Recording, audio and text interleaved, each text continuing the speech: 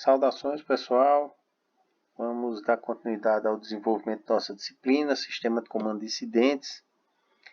E na presente instrução iremos apresentar estruturas e funções aplicáveis ao Sistema de Comando de Incidentes. Durante o atendimento do incidente, o comandante do incidente inicialmente desempenha todas as funções. À medida que o incidente cresce em magnitude ou complexidade e amplia a necessidade de pessoal e de recursos, o comandante poderá ativar sessões e designar responsáveis para dirigi-las. Essa necessidade independe dos limites dos respondedores, os limites institucionais, e reforça a importância do trabalho integrado das instituições. O sistema de comando de incidentes está baseado em 8 funções. Estão aí: comandante, as seções de planejamento, operações, logística e finanças, e os oficiais de segurança, ligação e informações públicas. Ainda didaticamente tem uma outra classificação, as seções de planejamento, operações, logística e finanças são denominadas ou estão inclusas no staff geral. Já os oficiais de segurança, ligação e informações públicas compõem o staff de comando. Então, o comandante do incidente é a máxima autoridade do sistema de comando de incidentes e deve estar plenamente qualificado para conduzir a resposta a um incidente. Então, estão aí algumas das responsabilidades do comandante do incidente. Observe que são muitas, mas ele necessita designar pessoas, responsáveis para cumprir algumas destas demandas. Exemplo: zelar pela segurança pessoal e da segurança pública. Ele pode designar um oficial de segurança. Manter um quadro que mostre a situação, o estado e a aplicação dos recursos. Ele pode designar na seção de planejamento, ele designa a seção de planejamento e a unidade de recursos da seção de planejamento faz isso, ok? Enfim, são várias atribuições aí do comandante e ele é necessário designar pessoas para ajudá-lo, correto? Já o staff de comando, como eu havia citado, são posições de apoio e assessoria ao comandante do incidente. O oficial de segurança, o que é que ele faz? Ele identifica situações perigosas associadas com o incidente. Ele identifica e mitiga, ele minimiza aquele risco. Ele participa das reuniões de planejamento e revisa o plano de ação de incidente. Ele investiga e pesquisa acidentes ocorridos na área do incidente, justamente no intuito de evitar reincidência. Ele revisa e aprova os planos médicos de transporte. Aqui eu elenquei SCI é o formulário, SCI 206 é o formulário que se relaciona com o plano médico de transporte. O oficial de ligação, o que é que ele faz? Como o nome sugere aqui, ele proporciona o ponto de contato, uma ligação, o elo entre os representantes de todas as instituições. Ele responde também às solicitações do pessoal do incidente para estabelecer contato com outras organizações. Então, estão pedindo recurso lá na resposta. Então, o oficial de ligação é que vai promover esse contato, esse elo, com outras instituições para trazer os recursos que estão sendo solicitados. Ele também é responsável por identificar problemas atuais e potenciais entre diversas organizações. Problemas, inclusive, de comunicação. Ele, identificando esse problema, ele visa mitigar ou mesmo sanar esses problemas entre as organizações. E o oficial de informações públicas é o porta-voz da corporação. Ele é responsável por levar informações ao público em geral, mediante os meios de imprensa. Então, ele deve estabelecer um centro único de informações, um local único de onde as informações sobre o incidente são emanadas. Ele deve obter cópias atualizadas dos formulários 201, 206 e 211. Esses formulários aqui, ó, por exemplo, o 201 é o briefing no incidente. Ele contém informações sobre o efetivo que está sendo empregado, as ações que foram realizadas, né, planejadas. Ele envolve um croquis, um mapa com a área abrangida, né? O 206, o formulário 206 elenca informações sobre as vítimas que foram atendidas, e o 211, os recursos que estão sendo empregados. Então, com essas informações, o oficial de informações públicas consegue conceder uma entrevista sobre o incidente, né? Ele informa o que está sendo feito, quem está sendo empregado, quantos recursos e quais recursos, enfim, quantas pessoas foram atendidas, foram transportadas, para onde foi, enfim, informações públicas úteis. Ele deve sempre obter informação prévia do comandante do incidente para emitir a informação, certo? E ele deve emitir notícias aos meios de imprensa, enviá-las ao posto de comando e outras instâncias relevantes. Sobre o oficial de segurança, e especialmente sobre ele, uma pergunta que pode ser feita é como ele elenca, como ele trabalha para levantar os riscos e mitigá-los. Pois bem, a mensuração do grau de risco é feita pela matriz de risco. É um cruzamento da matriz de probabilidade com a matriz de impacto, certo? A matriz de probabilidade analisa a possibilidade daquele evento acontecer.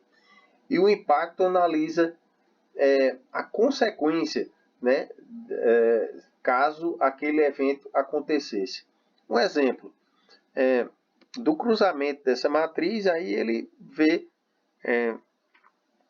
ele estabelece, né, a consequência, né? Um exemplo, vamos supor, aqui no Brasil, o risco, a possibilidade, a probabilidade, melhor dizendo, de ocorrer um terremoto é baixa. Por quê? Porque o Brasil está situado no centro de uma placa tectônica, então não está sujeito a terremotos em larga escala, né? Tremores de terra são registrados em todo o mundo e todos os dias, mas assim, em larga escala, aqui no Brasil, não, por estar no centro da placa tectônica. Então, a probabilidade de um abalo sísmico de larga escala é baixa. Mas se esse evento acontecesse, né, qual seria a consequência? Seria muito alto. E por que isso? Porque os prédios aqui no Brasil não são dimensionados para suportarem abalo sísmico. Então, ó, cruzamento raro com muito alto vai dar alto, certo? E qual a providência aqui, ó? Alto é mitigar ou evitar. Não tem muito o que ser feito, certo? Se ocorrer, os prédios daqui vão desabar todos. Mas graças a Deus, né, a probabilidade disso acontecer é baixa. Mas observe que a probabilidade sendo rara e o evento, a consequência sendo alta, nesse exemplo elencado, ainda assim repercutiria numa consequência, né, alta, né, num impacto alto. Pois bem, dessa forma o oficial de segurança trabalha. Ele elenca uma série de riscos existentes no ambiente e aí ele estabelece essa matriz de risco para cada risco elencado. E aí ele decide se ele vai mitigar, evitar, enfim, com base nesses parâmetros, ok? A seção de planejamento é responsável por recolher, avaliar, difundir e usar a informação acerca do desenvolvimento do incidente, manter o controle dos recursos e elaborar o plano de ação do incidente. Essas são as atribuições da seção de planejamento. Obviamente, o comandante, quando designa o chefe da seção de planejamento, este tem autonomia própria para elencar as unidades que estão vinculadas à seção de planejamento, porém, conforme a necessidade. Ele não elenca todas as unidades ao bel prazer, não. É conforme a necessidade. Ele precisa de alguém para controlar os recursos. Então, ele estabelece a unidade de recursos designados, né? Então, conforme o caso, conforme a necessidade, o chefe da seção de planejamento designa também pessoas para presidir essas unidades vinculadas à seção de planejamento. Vamos ver o que cada uma delas faz de modo mínimo, né, digamos assim. Pois bem, a unidade de recursos, ela mantém registro de todos os recursos designados para o incidente. É o SCI 219, o formulário. A gente vai tratar isso numa aula lá à frente. A unidade de situação, ela compila e processa informações sobre a situação do evento, por meio de mapas e projeções. O próprio nome já sugere, né, pessoal? Unidade de situação, informações sobre a situação do evento. Inclusive, essa unidade de situação, ela utiliza drones, né? Utiliza também o Google Maps, Google Earth, para elaborar esses mapas, né? E ele faz o acompanhamento do evento com drones sobre, no caso de um evento aberto ao ambiente, né? Ele faz esse acompanhamento com sobrevoo com drone para informar sobre a situação, a evolução do sinistro. Unidade de desmobilização, ele auxilia a efetuar a desmobilização dos recursos de maneira ordenada. Então, o recurso já foi empregado, ele está ali, está ocioso, não é interessante mantê-lo no cenário da ocorrência. Então, esse recurso é desmobilizado, ele sai da cena da ocorrência, do sinistro. E quem faz isso de maneira organizada, né, e ordenada é a unidade de desmobilização. A unidade de documentação prepara a parte escrita do plano de ação do incidente e mantém toda a documentação relacionada com o incidente e provê as cópias necessárias. É bem simples. Então, ele elabora a parte escrita do plano de ação do incidente e provê as cópias necessárias, né? A gente vai ver quais são os documentos, os formulários que incluem, que são relacionados aí com o plano de ação do incidente. A unidade de meio ambiente, ele avalia, dimensiona, mensura e mitiga questões relativas a impactos ambientais. Então vamos lá, imaginando um incêndio em uma área de preservação. E esse incêndio está sendo propagado na direção de uma nascente. Então o impacto ambiental seria fortíssimo se atingisse essa nascente. Porque não só o ambiente estaria, a flora estaria afetada pelo fogo e também pela água, mas também a fauna. Os animais iriam morrer em decorrência da ausência da água por conta desse, se afetasse essa nascente, digamos assim. Então, devem ser tomadas medidas, né, para se mitigar as consequências desse impacto de o fogo não atingir essa área de nascente. Perfeito? Esses estudos são desenvolvidos pela unidade de meio ambiente. A unidade de técnicos especialistas desenvolve planos com emprego de recursos técnicos especializados. Houve uma ocorrência no Chile em que os mineiros, né, estavam garimpando e ficaram presos no interior da mina. Aqui na nossa corporação a gente não tem recurso especializado, né, para atender esse tipo de ocorrência. Eles ficaram numa profundidade considerável lá. Foi inserida uma sonda na cratera, né, por meio de uma sonda. Eles inicialmente receberam alimentação e posteriormente eles foram resgatados. Foram mais de 30 dias confinados, né? Enfim, tem até um documentário, um filme voltado para essa ocorrência. Nesse caso, foi utilizado recurso técnico especializado, certo? E esse recurso técnico especializado estaria vinculado a essa última unidade. Um outro exemplo é que nossos mergulhadores de resgate, né, da corporação têm um limite de profundidade para atuarem.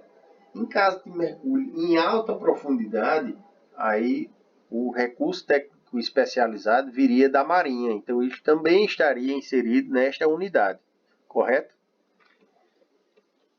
A seção de operações, ela é responsável pela execução de ações de resposta. O chefe da seção de operações reporta-se ao comandante do incidente, determina a estrutura organizacional interna da seção, dirige e coordena todas as operações. Então, vinculados, né, se relaciona muito com a seção de operações outras duas instalações, melhor dizendo. A área de espera, que é o local onde os recursos são cadastrados. Vem um recurso de fora de um outro estado ou de outro município, ele passa inicialmente na área de espera e lá permanece aguardando designação, correto? E a área de concentração de vítimas, como o próprio nome sugere, é um local de triagem, tratamento e acompanhamento dessas vítimas, correto? Então, imaginando a seguinte situação aqui, como lá a gente já viu no alcance de controle, no máximo são 7 recursos vinculados a um único supervisor, correto? Para não se perder o alcance de controle. Aqui nessa estrutura eu coloquei 6 recursos, correto? Pois bem, mas imaginando a necessidade de eu colocar mais outros 2 recursos nessa estrutura aqui. Então eu extrapolaria o alcance de controle. E o que é que pode ser feito para não se extrapolar o alcance de controle? Eu posso criar um grupo ou divisão. O grupo ele tem a responsabilidade de atuar em uma função específica. Grupo de combate a incêndio, grupo de atendimento pré-hospitalar, certo? Grupo de busca e salvamento, ou eu posso elencar uma divisão. A divisão ele tem a responsabilidade de atuar em uma área geográfica definida. Então aqui eu poderia criar 2 grupos distintos ou 2 divisões distintas e assim eu não perderia o alcance de controle. A questão é que se eu utilizar aqui divisão, eu vou me ater à questão de área geográfica, né? Divisão norte, aqui divisão leste, e aqui o grupo relacionado com função, certo? Aí vejam bem, eu aqui ainda observe que vinculado ao chefe da seção de operações, se eu deixar essa estrutura aqui inicial, eu teria 6. Para não extrapolar o alcance de controle, se eu colocasse outros 2 recursos aqui, eu extrapolaria o alcance de controle. Então, para não extrapolar, o que é que eu faço? Crio grupo ou divisão. Observe que em vez de 8, agora vinculado ao chefe da seção de operações, eu só tenho esses 2 aqui.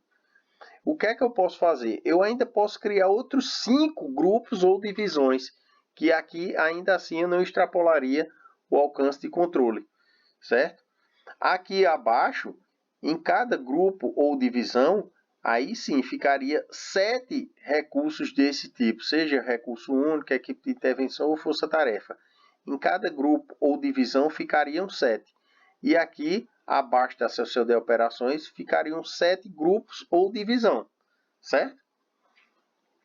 Pois bem, aí o que é que pode ser feito? Eu cheguei 7 grupos ou divisões aqui nessa linha, certo? Chegou mais recursos, aí ele pode criar um setor. Em cada setor, observe que vinculado à seção de operações, eu só tenho um setor. Mas aqui eu posso ir para 7 setores. Em cada setor, 7 grupos ou divisão. Em cada grupo ou divisão, 7 recursos. Então, observe que é uma infinidade de recursos, de forma que eu não perco o alcance de controle. O chefe de operação vai ficar responsável por 7 setores, no máximo. Cada setor, no máximo, por 7 grupos ou divisões, certo? e cada grupo responsável por 7 recursos. E aí não se perde o alcance de controle. Perfeito? E aqui é o nível de complexidade da resposta. Se eu tiver apenas recurso único, equipe de intervenção e força-tarefa, eu só tenho o primeiro nível de complexidade de resposta, certo? Se eu ativei grupo ou divisão, eu cheguei no segundo nível. E se eu ativei setor, eu tenho o terceiro nível.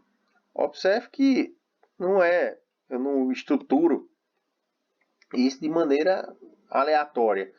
Eu estruturo de baixo para cima, certo? À medida que os recursos vão chegando, eu vou elencando aqui embaixo. Aí vai extrapolando. Para não extrapolar o alcance de controle, eu faço essa adequação, criando outro nível de complexidade, certo? É assim que se estrutura em níveis a seção de operações, de forma a manter sempre o alcance de controle, que é um dos princípios aplicáveis ao sistema de comando de incidentes. Agora vamos falar da seção de logística.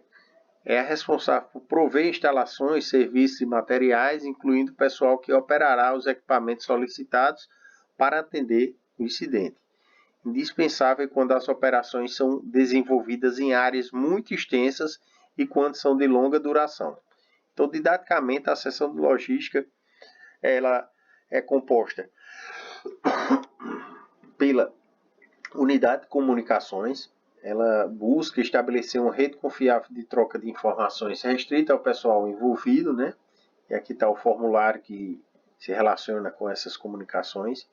Unidade de alimentação, que é responsável por sanar as necessidades de água e alimentos em todas as instalações e recursos dentro da operação.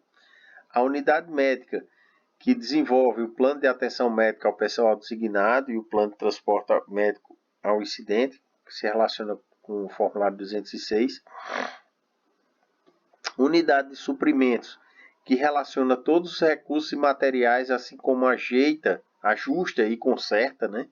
Equipamentos e materiais, isso se relaciona com o formulário 211. E aqui eu queria fazer um adendo. Observe que a unidade de suprimentos relaciona todos os recursos humanos e materiais. Já a unidade de recursos, lá na seção de planejamento, ela relaciona apenas os recursos designados, ou seja, aqueles que estão empregados na resposta. Então, se uma viatura, um recurso está na área de espera, ele não está designado, ele está disponível. Então, a unidade de recurso da seção de planejamento não tem essa informação, certo? Quando esse recurso é designado na resposta, ele é empregado na resposta, aí sim a unidade de recurso fica sabendo. Mas aí a gente vai explicar isso numa outra instrução, certo? Vou explicar como se estrutura isso. Unidade de instalações. Ela instala e mantém qualquer dos estabelecimentos requeridos, além de prover apoio ao incidente, certo? Unidade de apoio terrestre. Oferece apoio e se carrega da manutenção dos veículos designados para o incidente. Pois bem, só frisando, pessoal, sobre a unidade de suprimentos, relaciona todos os recursos, humanos e materiais. Já a unidade de recursos, lá na seção de planejamento, relaciona apenas os recursos designados, para diferenciar bem essas duas atribuições. Então, didaticamente, a seção de logística se divide em setor de serviços, que envolve a unidade de comunicações, a unidade de alimentação e a unidade médica, e o setor de apoio, que é a unidade de suprimento, unidade de instalações e unidade de apoio terrestre. A seção de finanças, responsável por justificar, controlar, registrar todos os gastos e manter em dia a documentação requerida para processos indenizatórios. A unidade de custos é responsável por colher informações sobre custos, orçamentos e apresentar recomendações que permitam minimizar gastos. Muitas vezes, em grandes ocorrências, né, a corporação requer aluguel de equipamentos, enfim. E aí tem que se fazer um estudo, porque o recurso utilizado para a alocação desses recursos é público, né? A fonte. E aí precisa ser feito um estudo, verificar orçamento e minimizar gastos nesse sentido, certo? E quem faz isso é a unidade de custos. A unidade de provedoria, ela gerencia o contrato de aluguel mesmo, propriamente dito, certo? Seja de equipamento, de material. A unidade de custos se relaciona com a questão orçamentária, né, de pegar orçamentos, né? Já o trâmite do aluguel mesmo é com a unidade de provedoria. Já a unidade de tempo registra o horário do pessoal empregado no incidente, certo? Com fins de questões indenizatórias, pagamento de diária, enfim, e extra. E aqui temos os títulos por função. O comando do sistema de comando de incidentes, o título é comandante do incidente. O staff de comando recebe o título de oficiais. Quem está na seção de planejamento, operações, logística e finanças, né, o staff geral, são chamados de chefes. Quem é responsável por uma dessas instalações, né, posto de comando, área de espera, área de concentração de vítimas, L base, L ponto, acampamento e base, são encarregados, responsáveis pelas instalações. No setor eu tenho coordenador, no grupo ou divisão, supervisor. E nas unidades, recurso único ou equipe de intervenção, força-tarefa, eu tenho líderes, ok? Aqui eu tenho a estrutura ampliada, né? O comandante do incidente, aqui o staff geral, o staff de comando,